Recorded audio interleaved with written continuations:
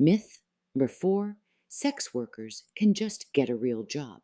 Reality, many already have other jobs. Barriers like discrimination, criminal records, housing instability, and low wages make sex work one of the few viable options for survival or financial independence. Where does this myth come from? This myth comes from a mix of moral judgment and economic denial. For generations, society has drawn a sharp line between respectable work and immoral work, framing sex work as a failure of character rather than a rational response to economic need. Media stereotypes and anti trafficking campaigns reinforce the idea that sex workers are simply choosing the easy way out instead of pursuing honest jobs. At the same time, this myth lets governments and employers off the hook. It hides the fact that many so called real jobs pay poverty wages, exclude people with criminal records, or discriminate against trans and marginalized workers. In short, this myth thrives because it shifts blame from broken systems onto the individuals who survive them. Why does this myth persist? On its surface, this myth sounds like common sense. The idea is simple. If sex work is risky, stigmatized, or criminalized, people could just choose something else. Flip burgers, go back to school, apply for a 9 to 5. Do something respectable. This myth has staying power because it plays into deeply moralistic beliefs about real work versus dirty work. It suggests that sex workers are simply unwilling to hustle in the same way as everyone else, that they're lazy, entitled, or addicted to quick cash. But here's the catch. This myth only makes sense if you pretend structural barriers don't exist. It ignores systemic discrimination, economic inequality, and the way criminalization itself creates barriers to traditional employment. And it conveniently sidesteps the fact that many sex workers already have other jobs, sometimes 2 or 3, yet sex work is what allows them to cover the gaps in rent, childcare, or basic survival that real jobs simply don't. What the facts actually say: many sex workers already juggle multiple jobs. Research consistently shows that sex work often supplements other income streams.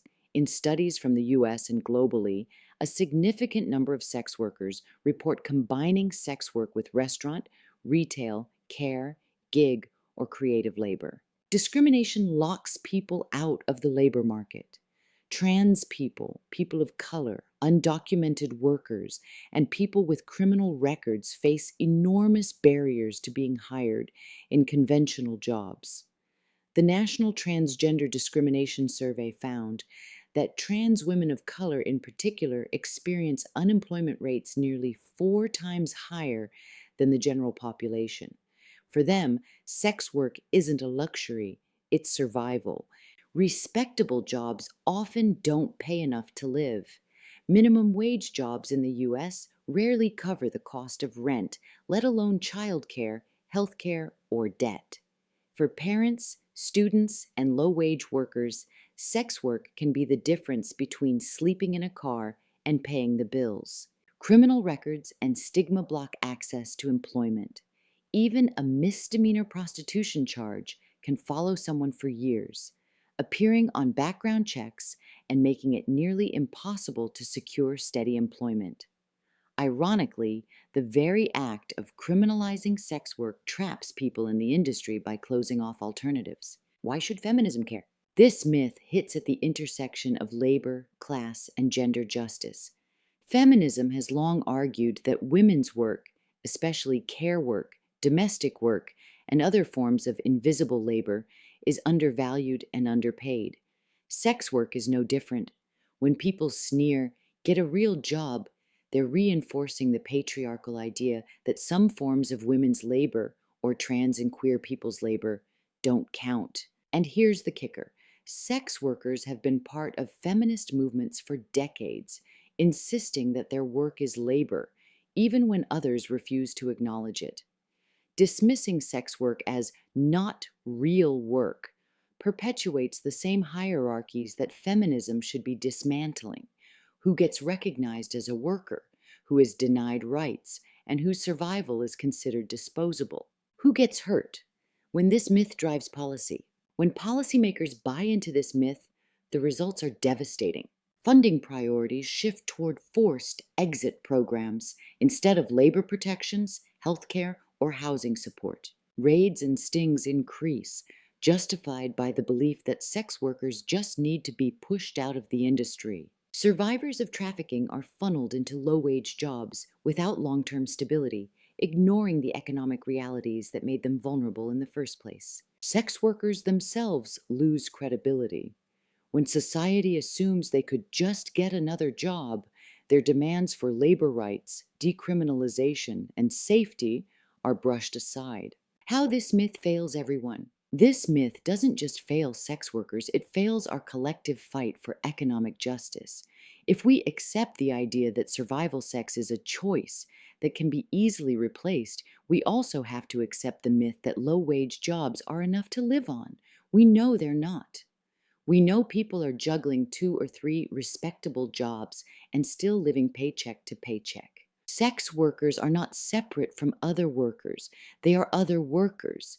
They're teachers, nurses, baristas, care workers, students, single parents. By denying the legitimacy of sex work, this myth erases the economic crisis that makes it necessary and shifts the blame onto individuals instead of systems.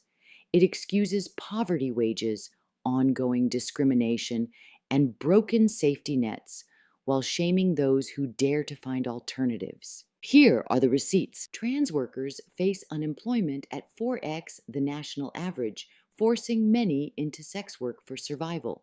National Transgender Discrimination Survey, 2011. In New Zealand, where sex work is decriminalized, many workers still combine sex work with other jobs, showing it is often supplemental, not exclusive, income. Prostitution Law Review Committee, 2008. In the U.S., 42% of people earning minimum wage are parents, meaning one low-wage job often isn't enough to support a family.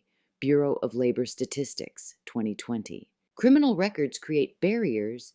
Nearly 9 in 10 employers run background checks, making even misdemeanor prostitution charges a long-term barrier to employment.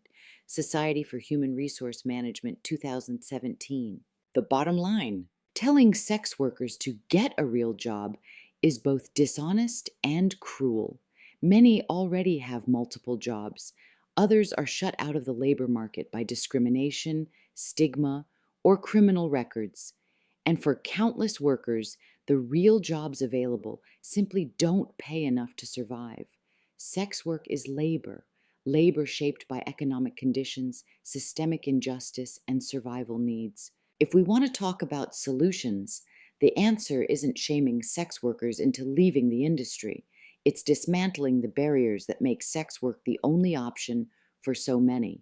That means fighting for decriminalization, living wages, universal health care, housing security, and the right for all workers, including sex workers, to labor with dignity.